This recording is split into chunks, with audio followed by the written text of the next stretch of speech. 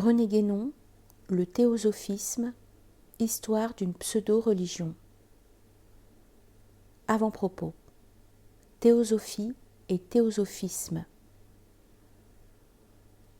Nous devons, avant tout, justifier le mot peu usité qui sert de titre à cette étude. Pourquoi théosophisme et non théosophie? C'est que pour nous, ces deux mots désignent deux choses très différentes, et qu'il importe de dissiper, même au prix d'un néologisme ou de ce qui peut paraître tel, la confusion que doit naturellement produire la similitude d'appellation. Cela importe même d'autant plus, à notre point de vue, que certaines gens ont au contraire tout intérêt à entretenir cette confusion, pour faire croire qu'ils se rattachent à une tradition dont en réalité ils ne sauraient se recommander légitimement, non plus d'ailleurs que d'aucune autre.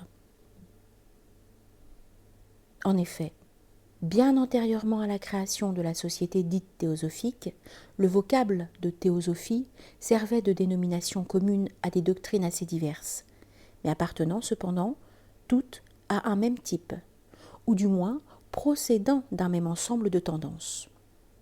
Il convient donc de lui garder la signification qu'il a historiquement. Sans chercher ici à approfondir la nature de ces doctrines, nous pouvons dire qu'elles ont pour traits communs et fondamentaux d'être des conceptions plus ou moins strictement ésotériques, d'inspiration religieuse ou même mystique, bien que d'un mysticisme un peu spécial sans doute, et se réclamant d'une tradition tout occidentale, dont la base est toujours, sous une forme ou sous une autre, le christianisme. Telles sont, par exemple, des doctrines comme celles de Jacob Boehme, de Gichtel, de William Law, de Jeanne Lyd, de Swedenborg, de Louis-Claude de Saint-Martin, d'Eckhart-Sausen, etc. Nous ne prétendons pas donner une liste complète, nous nous bornons à citer quelques noms parmi les plus connus. Or, l'organisation qui s'intitule actuellement Société théosophique, dont nous entendons nous occuper ici exclusivement, ne relève d'aucune école qui se rattache même indirectement à quelque doctrine de ce genre. Sa fondatrice, Madame Blavatsky, a pu avoir une connaissance plus ou moins complète des écrits de certains théosophes, notamment de Jacob Boehme, et y puiser des idées qu'elle incorpora à ses propres ouvrages avec une foule d'autres éléments des provenances les plus diverses. Mais c'est tout ce qu'il est possible d'admettre à cet égard. D'une façon générale, les théories plus ou moins cohérentes qui ont été émises ou soutenues par les chefs de la société théosophique n'ont aucun des caractères que nous venons d'indiquer, à part la prétention à l'ésotérisme. Elles se présentent faussement d'ailleurs comme ayant une origine orientale.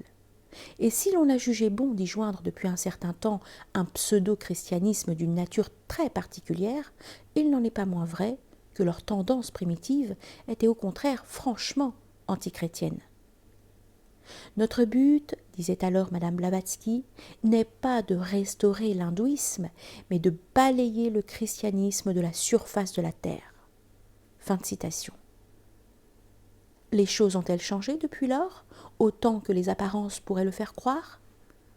Il est tout au moins permis de se méfier, en voyant que la grande propagandiste du nouveau christianisme ésotérique est Madame Besan, la même qui s'écriait jadis qu'il fallait avant tout combattre Rome et ses prêtres, lutter partout contre le christianisme et chasser Dieu des cieux.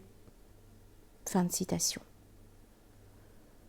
Sans doute, il est possible que la doctrine de la société théosophique et les opinions de sa présidente actuelle aient évolué. Mais il est possible aussi que leur néo-christianisme ne soit qu'un masque, car lorsqu'on a affaire à de semblables milieux, il faut s'attendre à tout. Nous pensons que notre exposé montrera suffisamment combien on aurait tort de s'en rapporter à la bonne foi des gens qui dirigent ou inspirent des mouvements comme celui dont il s'agit. Quoi qu'il en soit de ce dernier point, nous pouvons dès maintenant déclarer nettement qu'entre la doctrine de la société théosophique, ou du moins ce qui lui tient lieu de doctrine, et la théosophie au sens véritable de ce mot, il n'y a absolument aucune filiation, même simplement idéale. On doit donc rejeter comme chimériques les affirmations qui tendent à présenter cette société comme la continuatrice d'autres associations telles que la Société philadelphienne, qui exista à Londres vers la fin du XVIIe siècle, et à laquelle on prétend qu'appartint Isaac Newton, ou que la confrérie des Amis de Dieu, qu'on dit avoir été instituée en Allemagne au XVIe siècle, au XIVe siècle, par le mystique Jean Tauler, en qui certains ont voulu, nous ne savons pas trop pourquoi, voir un précurseur de Luther.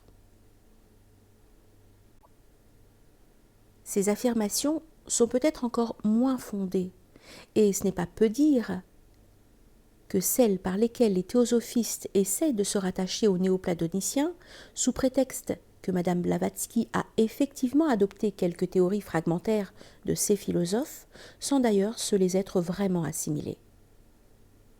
Les doctrines, toutes modernes en réalité, que professe la société théosophique sont si différentes sous presque tous les rapports de celles auxquelles s'applique légitimement le nom de théosophie, qu'on ne saurait confondre les unes et les autres que par mauvaise foi ou par ignorance.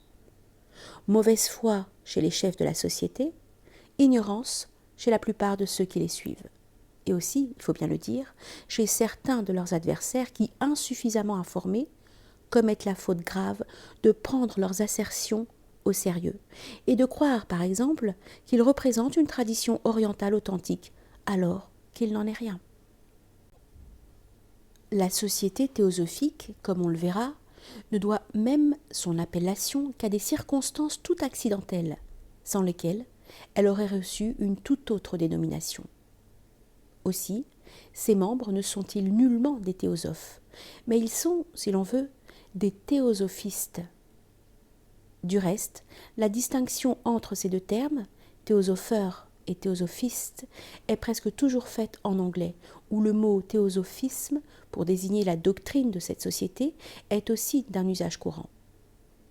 Elle nous paraît assez importante pour qu'il soit nécessaire de la maintenir également en français, malgré ce qu'elle peut y avoir d'inusité, et c'est pourquoi nous avons tenu à donner avant tout les raisons pour lesquelles il y a là plus qu'une simple question de mots. Nous avons parlé comme s'il y avait véritablement une doctrine théosophiste. Mais à vrai dire, si l'on prend ce mot de doctrine dans son sens le plus strict, ou même si l'on veut simplement désigner par là quelque chose de solide et de bien défini, il faut convenir qu'il n'y en a point. Ce que le théosophiste présente comme leur doctrine apparaît à un examen un peu sérieux comme rempli de contradictions. De plus, d'un auteur à l'autre, et parfois chez un même auteur, il y a des variations considérables, même sur des points qui sont regardés comme les plus importants. On peut surtout, sous ce rapport, distinguer deux périodes principales, correspondant à la direction de Madame Blavatsky et à celle de Madame Besan. Il est vrai que les théosophistes actuels essaient fréquemment de dissimuler les contradictions en interprétant à leur façon la pensée de leur fondatrice, et en prétendant qu'on l'avait mal comprise au début, mais le désaccord n'en est pas moins réel. On comprendra sans peine que l'étude de théories aussi inconsistantes ne puisse guère être séparée de l'histoire même de la société théosophique. C'est pourquoi nous n'avons pas jugé à propos de faire dans cet ouvrage deux parties distinctes, l'une historique et l'autre doctrinale, comme il aurait été naturel de le faire en toute autre circonstance.